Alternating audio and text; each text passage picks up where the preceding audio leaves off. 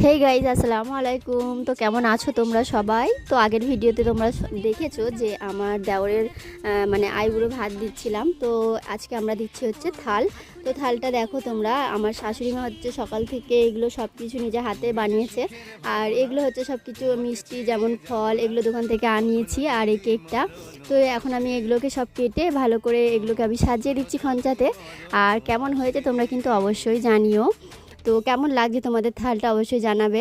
আর এই যে দেখো, আমার মেয়ে কিন্তু এখানে বসে আছে। আর ফুলের মালাও এনেছিলাম, আর ছিল হচ্ছে একটা লুঙ্গি আর গেঞ্জি, এরকম আমাদের এখানে দেওয়ার নিয়ম আছে। তো তাই আমরা হচ্ছে এরকম করেই সাজিয়ে দিয়েছি। তো সাজানোটা কেমন হয়েছে সেটাও জানিও। তো তারপর যখন সন্ধে হলো, তো আমার হাজব্যান্ড আর হচ্ছে শাশুড়ি মা এগুলোকে ওদের বাড়িতে দিয়ে আসছিলো। আর আমার হচ্ছে বাড়িতে একটা গেস্ট এসেছিলো, সেই জন্য হচ্ছে আমি সেদিনকে যেতে পারিনি। তো তোমরা অবশ্যই জানিয়ে দিও।